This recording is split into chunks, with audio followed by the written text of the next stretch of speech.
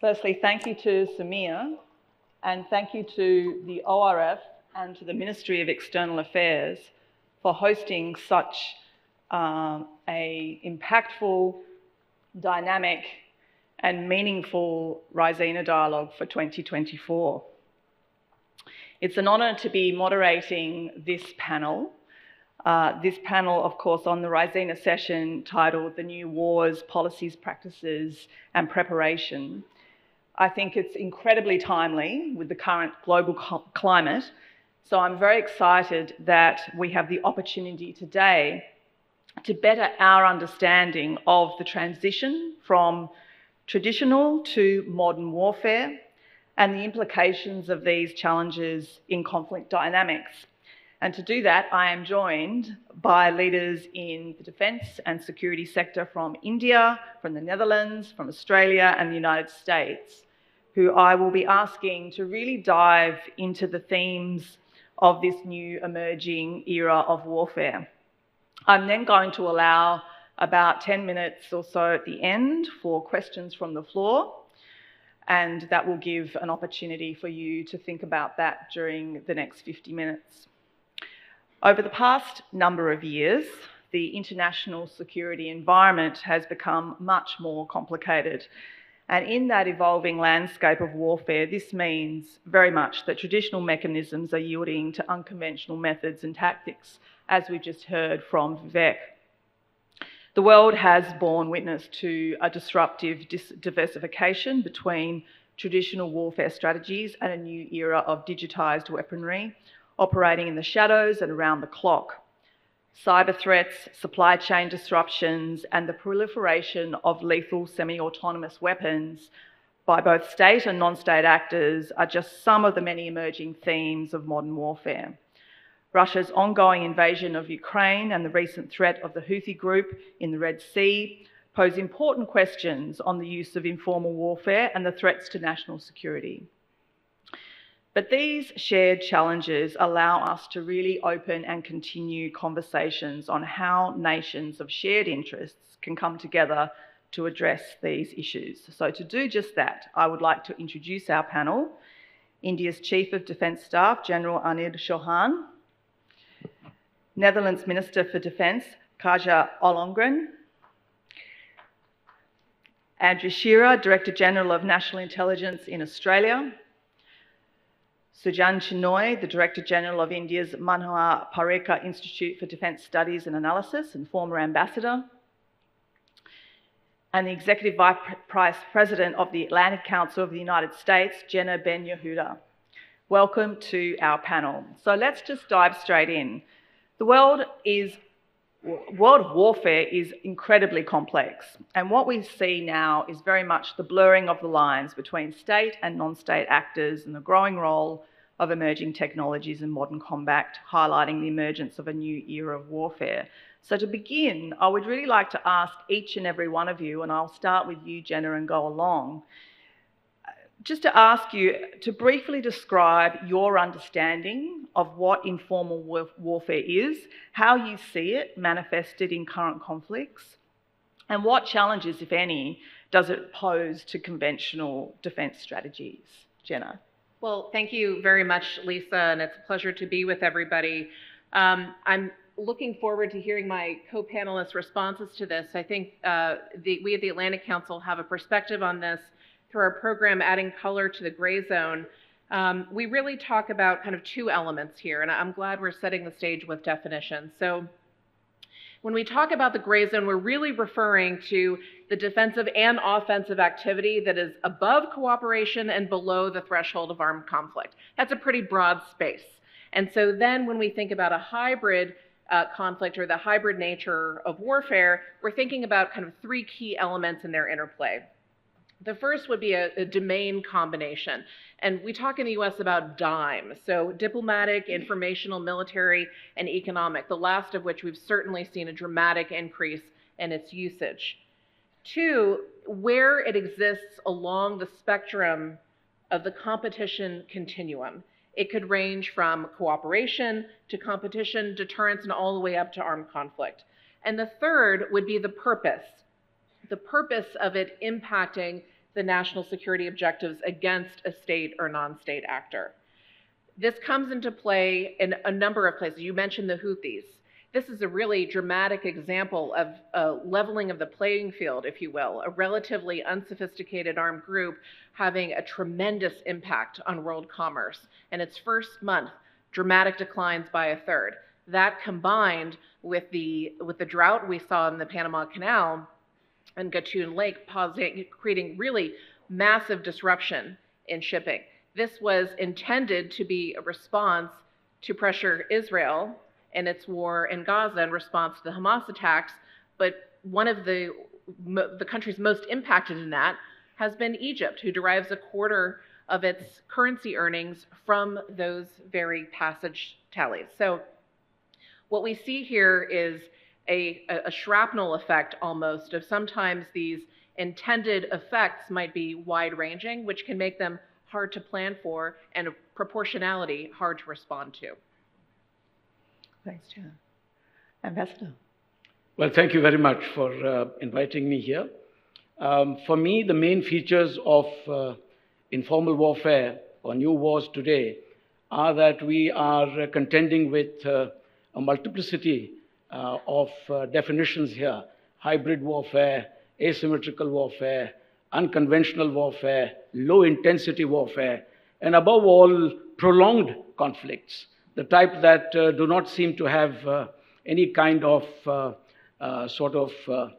end to them, and nobody really wants ceasefires. So we're looking at this kind of a scenario in which increasingly things like trade, technology, and even tenets, as in narratives, that is to say, systems of governance, whether social, political, cultural, or economic, are increasingly being weaponized. So we are looking at this complex scenario in which I also see a fusion of state and non-state actors. And in the case of state actors, I see an increasing tendency to use conventional and non-conventional means. So it's a very, very complex situation, and all recent wars have, to some extent, exhibited these qualities, including the extensive use of cheap, asymmetrical means to bridge absolute gaps in military power, as we saw in the case of Hamas's rockets, for example, or the drones that have been used so far. So we can expect this situation to continue with also an increasing blend of other aspects that are around us, that is the use of cyber power and increasing use of artificial intelligence. And I feel that in artificial intelligence, you are now looking at a super spreader of misinformation, which will also impinge on military decisions. Facial recognition will mean that commanders on the battlefield will be identified individually, perhaps taken out individually in order to impact on the morale of troops. And I think that is something that we must keep in mind. But there are some silver linings to this, like natural language processing capabilities of AI. For me, I see a possibility to create soldier support systems, translation systems, which can also help confidence building measures, for example, in face-to-face situations or situations involving prolonged face-offs. But I can elaborate on this as we go down the line. Thank you. Thank you, Ambassador. Andrew. Thank you, Lisa, and it's an honour to be on such a distinguished panel. I'm just going to make a few observations. So really inspired by a great speech that General Chauhan gave at dinner yesterday, and that is to say, I want to talk first about the nature of informal warfare, and Jenna did a great job, I think, with setting the definitional picture here, and then make some comments a bit about the character of informal warfare. My observation about the nature of informal warfare or grey zone conflict is that this phenomenon is really as old as warfare itself. There's nothing really new about the fundamental nature of this. Just one example from an Australian perspective, is our involvement in the Confrontasi episode in the mid-1960s, but that was really very typical of the below the threshold struggle that went on right through the Cold War period, and that's just a relatively recent historical example. Fundamentally, this is about the pursuit of political objectives and in some cases geo-economic objectives. That includes pursuit, obviously, of territorial claims, but it can also include efforts to increase your military advantage or to weaken opponents. All of these are classic tenets, of course, of military strategy. I think it's worth making the observation that informal warfare or grey zone tactics are often a feature of periods of heightened tension, and that's the case right through history. And of course, we are now, unfortunately, living through another period of elevated global tension. And because I'm an intelligence officer, it's my job to draw attention to the downside risks. It often precedes open hostilities. That's just a historical reality that I think we have to be mindful of, and perhaps we'll get a chance just to talk about the role of intelligence in that context, because of course warning becomes a critical responsibility for my community in those circumstances that conflict could break through the threshold. Even though the nature of informal warfare is not changing, I would suggest, as the ambassador was just saying, that the character of informal warfare is changing and changing very rapidly, and that means we have to stay up with the pace. The range of actors involved is multiplying significantly, and I think it's worth paying attention to the fact that obviously it involves sort of covert forces of different types, proxies of different types, militias, but also increasingly private companies. This is not new. There was a thing called the East India Company. It's worth flagging here, but we are seeing with Wagner and similar companies, I think, a greater role for a range of non-state actors in the field of informal conflict, and even individuals. And on that note, that really brings me just briefly to technology and the role of technology in, if you like, democratising or distributing capabilities that were not previously available to small non-state groups or other non-state actors, including companies, or indeed to individuals. And technology is driving a massive increase in the speed and scale, the reach, the impact, and in some cases the lethality of capabilities that are relevant to informal warfare. Disinformation, we're all obviously very focused on the potential for artificial intelligence to massively increase the quantity of disinformation, but perhaps even more importantly, the quality of disinformation. So we're watching that very closely. Cyber and its impact through social media, interference, and we've talked about the other capabilities.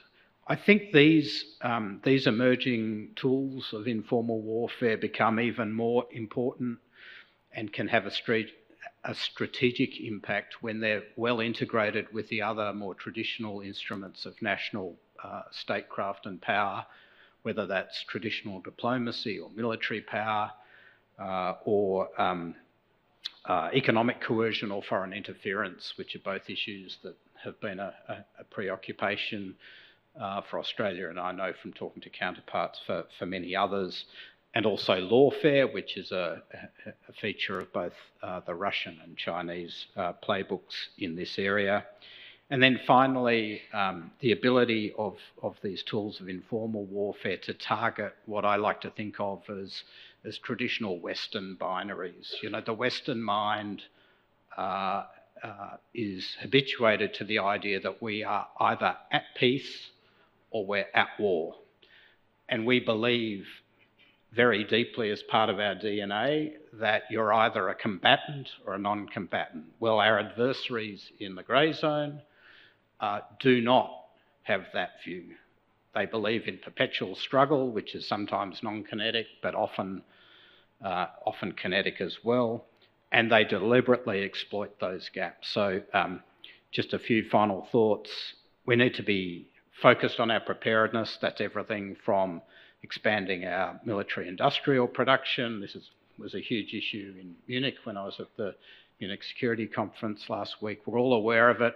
There's a massive amount of capability across the West and beyond, but somehow we're in a situation where the sum is less than the parts, and we need to remedy that as a matter of urgency. And then we need the technological capabilities, and we need the partnerships to take on these challenges. And there's been a lot of talk about supply chains here, about protecting our supply chains. I'm looking hard, as the ambassador was saying, at North Korea's supply chains into Russia and elsewhere, and also Iran's. And I think we have to get over those much more aggressively, because those that league of authoritarian powers and the military and dual-use supply chains are starting to have strategic effect. Thank you, Andrew. General. Thank you, Lisa. What I'll do is I'll first talk about the impact of informal wars on conventional defense, and then maybe I'll talk about how do we prepare for it. When I was a middle-level officer in one of a school of tactics, reading about defense, it was a normal saying that if enemy has only 4 options available to him, he's actually going to choose the 5th option.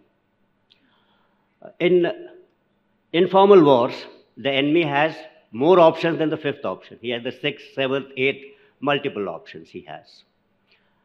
When we talk about conventional defense, defense per se has some kind of a finite thing attached to it. It's finite in time, space, etc. Offense is not so finite. So defense is always finite, whereas when you enter the territory of informal warfare, the options available to the adversary are much more. The targets are legitimate, which actually in formal wars were only very few. The area is very vast. He could go on to any kind of a domain. So he has a particular kind of an advantage over there. The second important thing which we learned over there, that defense by itself will not do. Defense has to be slightly proactive. We also talked about mobile kind of a defense. So you have to be always shifting. When we talk about defense proper, I think over here, there are 2 ways to defend it, and this how it will happen, means how it affects actually conventional operations. One is deterrence. So you to have a strong deterrence actually, so that that deterrence is able to dissuade those actors who are like to carry out this kind of informal actions. So that I think is important. And slightly, I think probably we'll have to be slightly proactive while dealing with informal warfare. So that would require a good kind of an intelligence setup and a faster kind of a reaction. As far as non-traditional threats are concerned, or say how do we adjust towards these formal arrangements of informal threats, these threats actually cut across multiple domains, and they affect not only the military, they affect the intelligence agencies, they affect the people who are involved in the national security architecture. So you require to have within the government multi-agency coordination between all actually to perceive these kind of threats. Then of course these kind of informal wars, they also cut across national boundaries. So then again, there is a requirement to coordinate between your friends and partners to understand what kind of threats are likely to emerge. And then finally, they also cut across multiple disciplines. So it is not only related to, say, what happens in the field of military, but it could be, say, bio threats or, say, pandemics, such kind of non-traditional threats. And we all know what happened during the COVID pandemic. At least as a country, with such a huge population base, we are just caught unprepared for this. And then we had to get various organs of the government work together, work with foreign agencies, get things going over here. The vaccines were made somewhere else, and then of course manufacturing was done, mass manufacturing was done over here. and a whole lot of things. So this fighting this kind of a war actually requires you to be very, very innovative. You'll have to be very, very adaptive and very, very inventive in your approach if you're going to succeed in this kind of warfare. And that's what I would say, Lisa. Thank you, General. Minister. Well, thank you very much. And first of all, let me thank my co-panelists for setting the scene as well as they've done, because I would say, what is hybrid warfare? What is informal warfare? It's all of the above, everything that's been said, and that makes it so complex. And I think it's true, it's not new.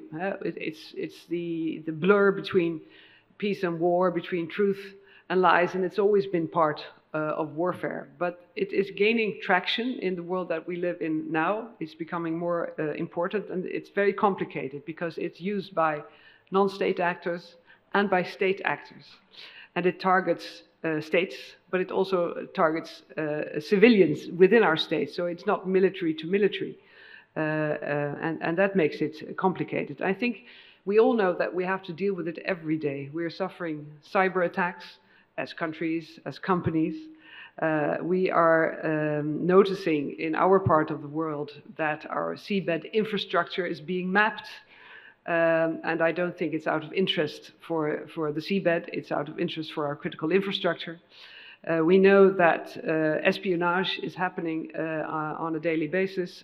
We are aware of, for instance, migrants being used in hybrid warfare at our borders in Europe. So this is happening to us, and it's very complicated for governments to deal with it, especially as it is done in ways that we don't have the instruments. So if you look at, for instance, economic coercion, where economic powerhouses gain access to critical assets such as energy infrastructures, for instance, then you have to start in a very, very early stage. Because once it's done, it's often too late to deal with it again. And having access to that critical infrastructure, ports, for instance, energy infrastructure, means that you have not the full control of your own infrastructure. And full control of your infrastructure is vital, of course, once you are fighting in a war. So these are really new challenges that we have to add to our conventional defense strategies and that we have to face. And as a Minister of Defense, I know that we, as the Ministry of Defense, as our armed forces, cannot deal with this alone. So this requires a whole of society approach. We need society in there. We need our companies to engage, to our port authorities, our energy infrastructure companies, our cyber experts to cooperate with us. And also to recognize the threats. And we in the Netherlands and in Europe, we often experience that people don't feel the threat that is actually there. And that is why we are now exposing more of it. Our secret services usually don't want to talk about what they do, but now we have to, because we have to make people aware of the fact that they are also subject to this type of influencing. And that brings me to the last subject that I would like to raise, and that is the use of misinformation. We know that Russia has been meddling in elections in various countries. It's all out in the open. We also know that there are state actors who are involved in trying to divide groups within countries, to polarize societies, using misinformation, using social media. And I very strongly believe that transparency is the best answer to it. But also making people aware in our societies of the fact that social media can mislead, that AI can be a very powerful weapon for our enemies to use in trying to influence the opinions of public and even influence thereby the outcome of elections, something that I think is important to notice in the largest democracy in the world. So it has various forms, and we need various answers and instruments to tackle hybrid warfare. Thank you, Minister. And I think all our panellists have given such a deep dive, as I asked for, into your understanding and the context of informal warfare. It has meant that we only have about 20 minutes left for me to ask each and every one of you a question specifically. I wanted to start, though, actually I might start with you, Minister, in following on from your contribution to talk about the use of drones. You know, it's very much at the moment something where the use of drones are foreshadowing a world in which armed conflicts are conducted by pretty much remote control. And in the context of Ukraine and Russia, the hypermodern battleground where drones play a crucial role in surveillance and reconnaissance and combat missions, it really does demonstrate that huge shift away from manned weaponry.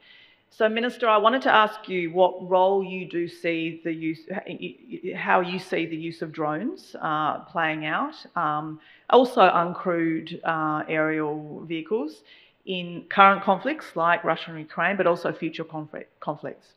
Yes, thank you very much. Well, what we're seeing now in Ukraine, I think it shows that there is conventional warfare combined with new technologies, and that is very dominant in this war. And I think the Ukraine's successes are thanks to their ability to really incorporate those new technology while they are fighting this war. And it's quite impressive. I think it also shows that it's unthinkable not to use drones in warfare. And when I say drones, I mean new technology used in drones, all kinds of unmanned systems on every layer in your air defense, and also, as we've seen in the Black Sea, in and on the sea. And also the response to it, of course, which means that electronic warfare has become much more important. And if you have the ability to adapt your technology all the time and actually use it in warfare, then you're going to be the stronger in the fight. So drones, apps, space, satellites, it is indispensable in modern warfare. And that means that for us, monitoring and detection is going to be very important, so we have to invest strongly in that, and that means that we are also going to invest strongly in our cooperation and coordination with partner countries, exchange of experience in all kinds of international fora, and having that edge. In India, for instance, you have, of course, very highly educated expertise and people that you can use to advance that technology. And for us, it's vital that we cooperate with other countries, because I think there we have it's what we need in the future. And I think it's not drones. It's more than drones. It's AI. It is using AI where we see already, of course, the usage of drones in swarms.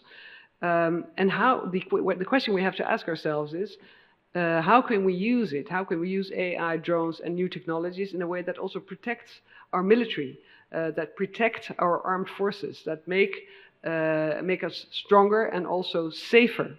And at the same time, I feel very strongly that we should use AI and new technologies also to make war as fair as possible. And that may sound strange, but I think one of the purposes that we have, that our armed forces have, is also to avoid civil casualties. We're seeing much too many of them now in Gaza. We're seeing much too many of them in Ukraine.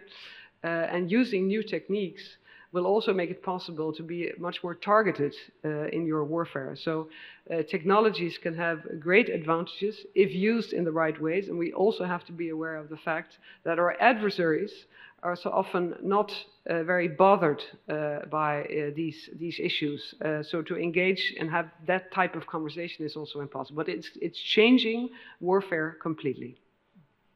Well, of course, drones have also come into play when we look at the return, you know, in a sense, in the return of proxy wars. And Ambassador, I wanted to ask you, we've seen with Iran supplying drones to the Houthi as an example of that. Russia similarly has been known to use proxies to further their aims and expand influence.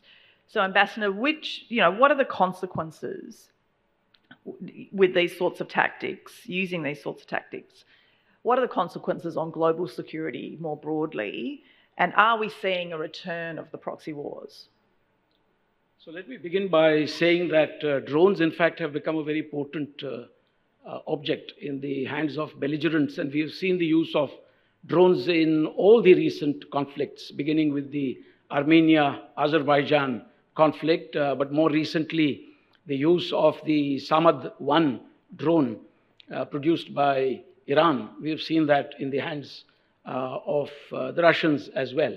And these have been known to take out, for example, tanks, as we've seen when Ukraine used drones against Russian tanks. In the case of Hamas, they used drones, cheap drones, to drop ordnance on what you call ISR capabilities and watchtowers along the Israel-Gaza border. And this therefore takes you into a totally new realm when combined with armed UAVs.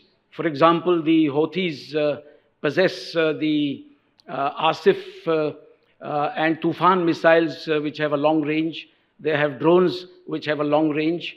And so where does that leave things like arms control treaties? The MTCR, for example, in my view, is completely dead as a dodo right now, because these technologies have become fungible. They are being proliferated.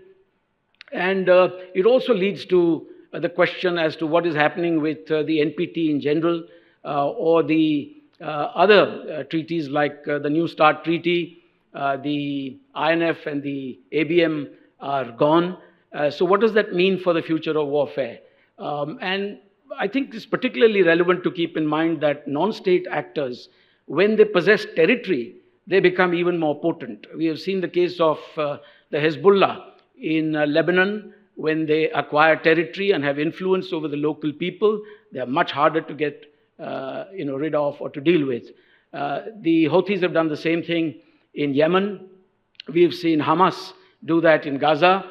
And there are other examples of the ISIS in both Iraq and Syria, and more relevantly, the recent example of the Taliban in Afghanistan. So remember that a non-state actor in possession of territory is much harder to get rid of. And such a belligerent will always use cheaper means like drones, homemade garage-made rockets to overwhelm the adversary. But may I also say very briefly here that this is an era of informal warfare in which private players, the private internet, private individuals like Elon Musk, for example, with his Starlink, are beginning to have a say in the conduct of warfare and also in outcomes. So we are looking at that. On the other hand, there is the advent of NGOs, civil society, the youth, and transnational constituencies that do not agree with their own governments in regard to their views regarding a certain adversary. And they are beginning to have a say in the conduct of informal warfare and outcomes as well. So I think these are important to keep in mind. Look, I want to move and look at the issue of critical infrastructure. We're increasingly seeing a trend in acts of sabotage, including gas pipelines and undersea cables for telecommunications, all of which cross national borders, all of which often run through international waters. If we focus on Huawei, for example, a company that is state-owned and known to share intelligence with the Chinese government. Andrew, I wanted to ask you, what is the role of intelligence in responding to these sorts of non-traditional threats? Well, thanks, Lisa. I guess my starting point is that in a period like this where there's much more of this sort of grey zone activity, intelligence, I think, takes on more responsibility and in some ways has become more prominent, which is not always something we welcome, I have to say. When I think about what this means for us, I start with a very traditional role for intelligence, which is strategic warning. And that's very real for us in Australia, where for several decades we worked in our defence policy on the assumption we had a 10-year strategic warning window of a major conflict. And after a major review last year, the Australian government has accepted the premise that that's no longer true. That's profoundly significant for our defence policy, and I feel the additional responsibility of providing warning that this grey zone activity could break through into open conflict. It's a very profound responsibility for me and my colleagues, and that applies in the cyber domain and other aspects as well. The second is also a classic responsibility of intelligence, and that is to provide situational awareness for our decision makers and decision-making advantage. And that's in the traditional sense of giving as much context about conflict as possible or impending conflict, but also in, for example, critical infrastructure. It's a wider responsibility now to help government make very difficult cost-benefit decisions about foreign investment in our major critical infrastructure and about critical technologies. That is also an area where our responsibilities have increased. And of course, providing support for our warfighters will remain central. And then just the third thing I'd flag is the role of intelligence as itself a tool of statecraft. And in this grey zone domain, we bring, for example, intelligence diplomacy as a tool for government, working in close alignment with policy, building out our intelligence partnership, sharing our assessments. That's really important because when governments share a common picture about the threat, they're more likely to take coordinated and aligned action in response. And building up the capability of our partner services, in Australia's case, especially in Southeast Asia and the Pacific, means increased aggregate capacity, and it also means that we are lifting the levels of security with all our partners and reducing the overall threat surface. And then finally, I'll leave it on this enigmatic note. For Western and other intelligence services, there's always been a strong historical association between intelligence and covert action, and intelligence services continue to provide a range of tools to government, and I think it's really important that we have the capabilities to confront our adversaries wherever they choose to challenge us, including in the grey zone. So on the grey zone, my last question is on that specifically to both Jenna and to the General. I wanted to, firstly just to the General, you've played a significant role in India's national security transformation. How do you see grey zone warfare particularly influencing or how do you see it counteracting these sorts of hybrid threats? And then I'll throw to you, Jen. So, Lisa, let me begin by saying that in this lexicon on warfare, we have this grey zone as this latest entry, and this is because what's happened in South China Sea and what's happened along our northern borders. In my view, grey zone warfare is some kind of a military action below a particular threshold which will invite a response. And Andrew tried to actually differentiate the difference between how West thinks warfare is and how East thinks warfare is. And it spoke about that West thinks about two possibilities of peace and war, and there's something which is no war, no peace in between, and the difference between kinetic and non-kinetic and combatants and non-combatants. Let me add a couple of more things to this particular debate. I think in the Western construct, we believe in direct military action, whereas in the Chinese construct or the Eastern construct, it would be timely military action. That I think would be important. The end state in any Western construct would be a decisive military kind of a victory, whereas probably in a Oriental kind of a construct, it would be decisive military positioning actually, rather than a victory. So that is, I think, is important. Then whenever we talk about grey zone, probably the dividends of what military action you take today, dividends may be available to you after many, many years actually, may not be at that particular moment. I think that again is important. And to start this, possibly, you will have to have some kind of a historical or a dispute to this particular issue to be successful in launching this kind of warfare. So, so to tackle gray zone warfare, you require multiple kind of approaches because the origin may lie in a historical dispute. So you have to be very correct. So it will means range from history, it will range from legal warfare, it will range for preparation for all kinds of conditions which I just spoke about. Thank you, General. Jenna, what are some of the challenges on the US side for hybrid threats and in this grey zone warfare? So we have a few more hours to address some of the complexity here. We've talked a lot about the nature of the problem. I think we all agree it's huge and it's really complicated, and it means we need to talk to more people and different people more often. So how do you do that? Because I think what we're all saying is that our systems of government, our militaries, are not necessarily designed for this kind of dynamic. So what you perceive here is this friction between the world we live in and the world that we've built systems designed to confront. And that misalignment is that sticky place where we are. So what do you do about it? The late, great US Defense Secretary Ash Carter was once asked, what is the greatest threat to US national security? And he said, defense acquisition. And he was only half kidding. And there are many people here who have the privilege of working for him. And you know what I mean, because it takes way too long to field the kinds of systems and weaponry that we need to be able to be responsive to the moment in which we live. Andrew's comment about that warning time frame shifting from 10 years to, in some cases, potentially weeks, if you're lucky, has dramatic consequences. So what do you do about it?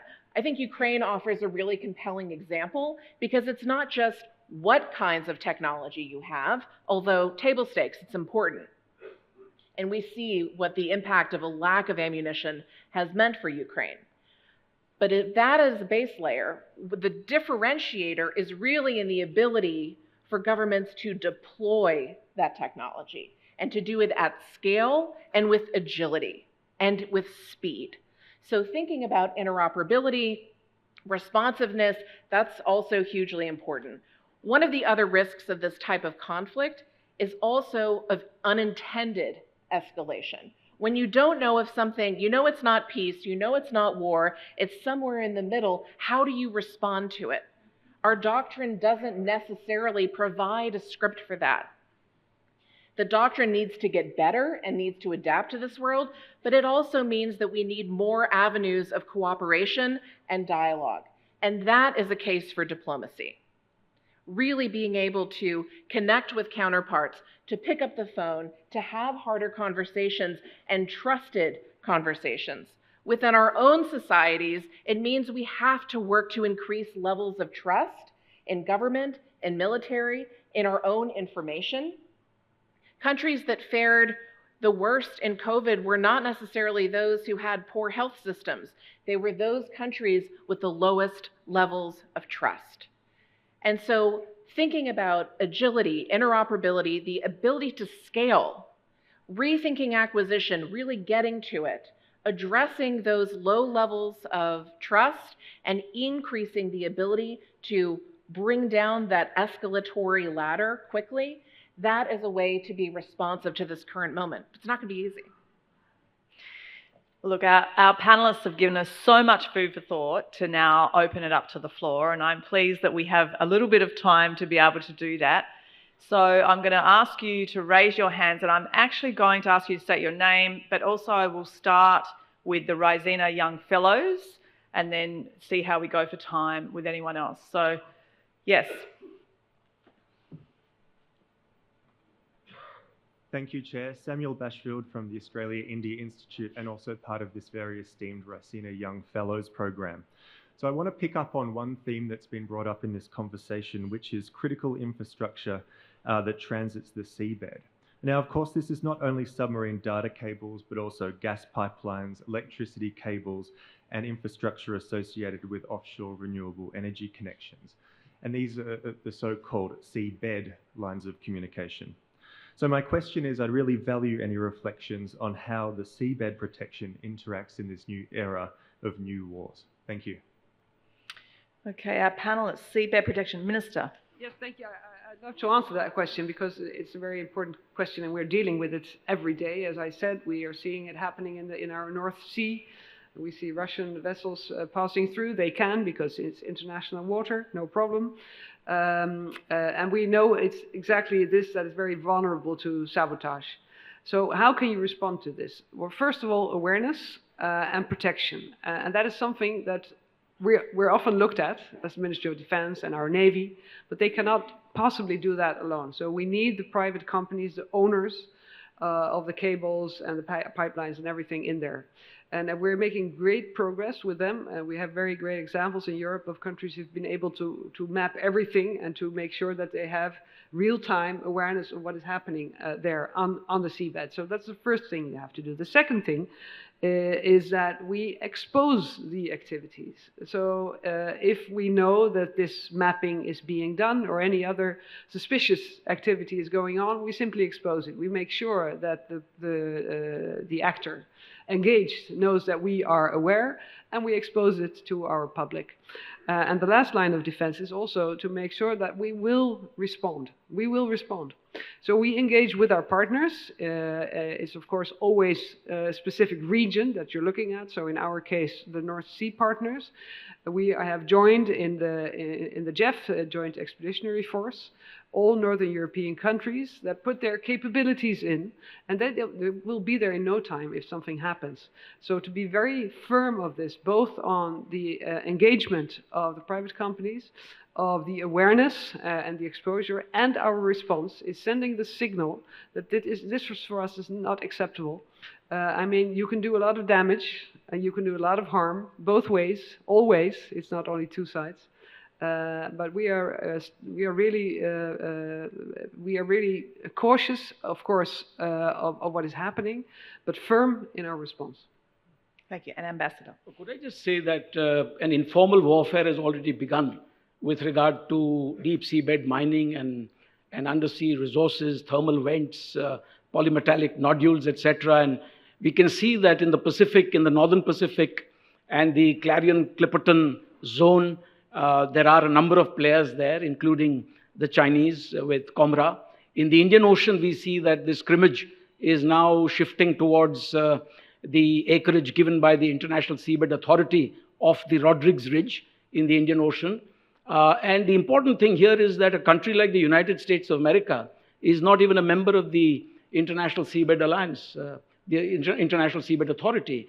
And so therefore, it gives an opportunity to certain countries, you know who I'm referring to actually influence the International Seabed Authority, its workshops, its funding, its meetings. And you now have countries like Nauru, which has just switched allegiance from Taiwan to the People's Republic, clamoring for completing the regulatory norms within a short time. And who will then contribute to this rule making is the question. So I think many more countries need to take interest in the making of norms for seabed resources, and notably the United States of America. Thank you. We might have time for one more question. Yes, sir.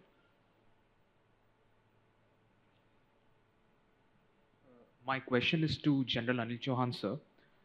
So given that China is weaponizing the dependencies, like following a whole of society approach, how do we as a society and citizens prepare ourselves to counter this offensive? And while we are preparing, how do we strike a fine balance to ensure that our security needs are also met? At the same time, we don't create a security dilemma and fragmentation of global value chains. You know, you have brought in a different dimension of the Chinese threat, actually. And in the military, we've traditionally considered with the traditional kind of a threats with the Chinese. So not only what's happening onto the northern borders, but also long-term challenges so that we don't have a technological kind of a deficit. But you have brought in a concept where you're trying to get the whole of nation approach towards preparing yourself against this kind of a Chinese certain kind of a capacity which they can build to this. This will require a different kind of a thought process. It will require involvement of all organs and all instruments of the government to think this particular threat through and create capacities not only in the field of military, in information domain, in your perception management domain, in economic domain, technological domain, in every domain of whatever we need. Thank you, General. And on that note, I am going to ask you to join me in thanking our panel. It's been a very informative discussion. And thank you to ORF and MEA for hosting us for this important panel discussion. Thank you.